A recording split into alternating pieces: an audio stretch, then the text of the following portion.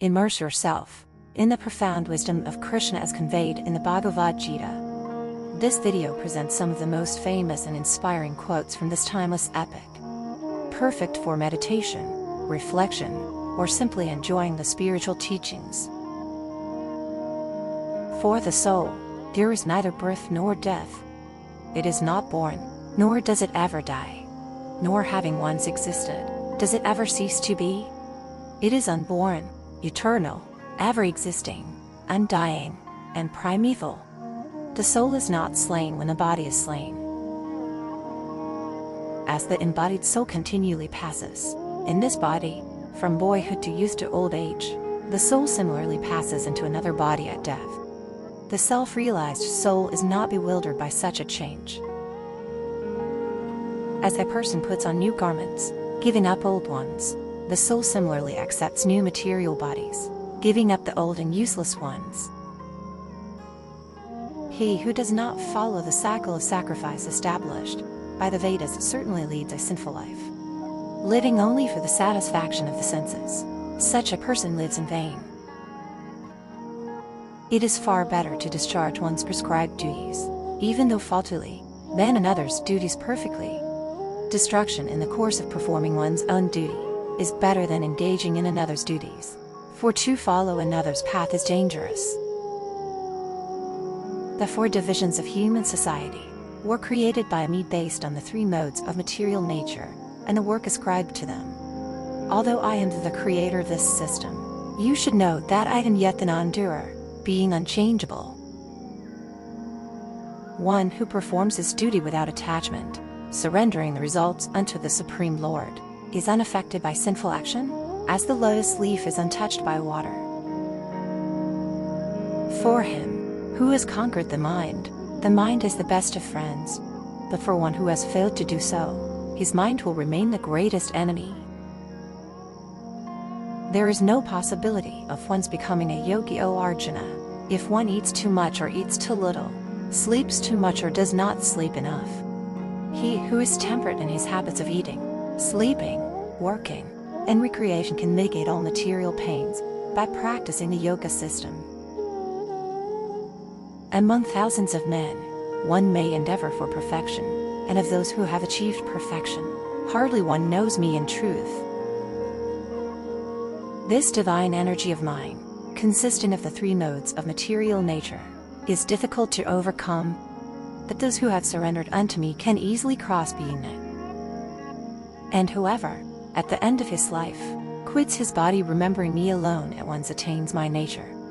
Of this, there is no doubt. After attaining me, the great souls, who are yogis in devotion, never return to this temporary world, which is full of miseries, because they have attained the highest perfection. But those who always worship me with exclusive devotion, meditating on my transcendental form, to them I carry what they lack, and I preserve what they have. Whatever you do, whatever you eat, whatever you offer or give away, and whatever austerities you performed, O that, O son of Kunti, as an offering to me, I envy no one, nor am I partial to anyone. I am equal to all. But whoever renders service unto me in devotion is a friend, is in me, and I am also a friend to him. I am the Self, O Gudakesha, seated in the hearts of all creatures. I am the beginning, the middle, and the end of all beings. Know that all opulent, beautiful, and glorious creations spring from but a spark of my splendor. If hundreds of thousands of suns rose up at once into the sky, they might resemble the effulgence of the Supreme Person in that universal form. My dear Arjuna, he who engages in my pure devotional service, free from the contaminations of free of activities and mental speculation, he who works for me, who makes me the supreme goal of his life, and who is friendly to every living being, he certainly comes to me. He who is not envious, but is a kind friend to all living entities, who does not think himself a proprietor and is free from false ego, who is equal in both happiness and distress, who is tolerant, always satisfied, self-controlled, and engaged in devotional service with determination. His mind and intelligence fixed on Messiah, a devotee of mine, is very dear to me. One who is equal to friends and enemies, who is equipoised in honor and dishonor, heat and cold, happiness and distress, fame and infamy, who is always free from contaminating association, always silent and satisfied with anything, who doesn't care for any residence, who is fixed in knowledge and engaged in devotional service. Such a person is very dear to me. The Supreme Person is said to be the overseer and permitter, the supporter, transcendental enjoyer, the ultimate controller, and the Paramatma, the soul of the soul.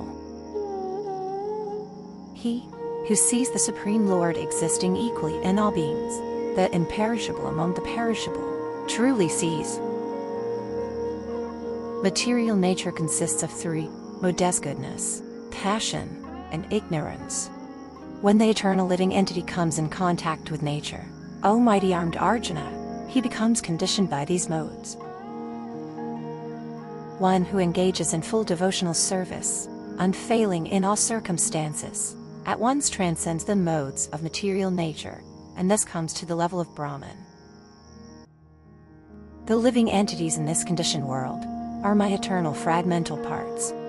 Due to conditioned life, they are struggling very hard with the six senses, which include the mind. I am seated in everyone's heart, and from me come remembrance, knowledge, and forgetfulness. By all the Vedas, I am to be known. Indeed, I am the compiler of Vedanta, and I am the knower of the Vedas.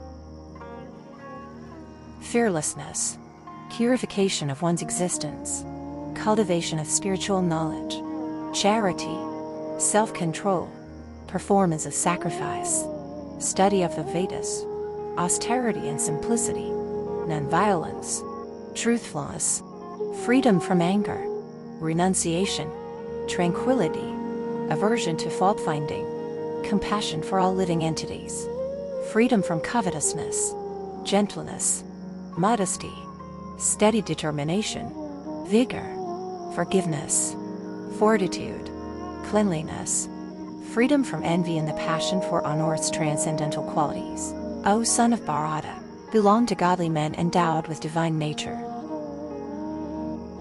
He who discards scriptural injunctions and acts according to his own whims attains neither perfection, nor happiness, nor the supreme destination.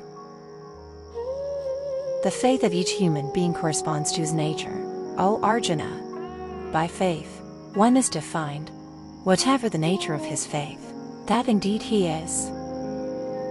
But he who performs his duty without attachment, surrendering the results unto the Supreme Lord, is unaffected by sinful action, as the lotus leaf is untouched by water. It is indeed impossible for an embodied being to renounce all activities, but he who renounces the fruits of action is said to have truly renounced. Whatever right or wrong action a man performs by body, mind, or speech is caused by these five factors. That knowledge, by which one undivided spiritual nature is seen in all beings, though they are divided into innumerable forms, you should understand to be in the mode of goodness. Abandon all varieties of religion and just surrender unto me. I shall deliver you from all sinful reactions. Do not fear. O descendant of Bharata, he who dwells in the body can never be slain. Therefore you need not grieve for any living being. Work done as a sacrifice for Vishnu has to be performed, otherwise work causes bondage in this material world. Therefore, O son of Kunti, perform your prescribed duties for his satisfaction, and in that way you will always remain free from bondage. The humble sage, by virtue of true knowledge, sees with equal vision a learned and gentle Brahmana, a cow, an elephant, a dog, and a dog-eater. A person is said to be established in self-realization and is called a yogi or mystic when he is fully satisfied by virtue of acquired knowledge and realization. Such a person is situated in transcendence and is self-controlled. He sees everything, whether it be pebbles, stones, or gold, as the same. O conqueror of wealth, There is no truth superior to me. Everything rests upon me, as pearls are strung on a thread. From the highest planet in the material world down to the lowest, all are places of misery wherein repeated birth and death take place. But one who attains to my abode, O son of Kunti, never takes birth again. By me, in my unmanifested form, this entire universe is pervaded. All beings are in me, that I am not in them. O son of Bharata, as the sun alone illuminates this entire universe, so does the living entity, one within the body, illuminate the entire body by consciousness. The foolish cannot understand how a living entity can quit his body, nor can they understand what sort of body he enjoys under the spell of the modes of nature. But one whose eyes are trained in knowledge can see all this. Whoever knows me as the Supreme Personality of Godhead, without doubting, is the knower of everything. He therefore engages himself in full devotional service to me, O son of Bharata. O son of Pritha, in this world there are two kinds of created beings. One is called the divine and the other demoniac. I have already explained to you at length the divine qualities. Now hear from me of the demoniac. Charity given out of duty, without expectation of return, at the proper time and place, and to a worthy person, is considered to be in the mode of goodness. Acts of sacrifice, charity, and penance are not to be given up but should be performed. Indeed, sacrifice, charity, and penance purify even the great souls.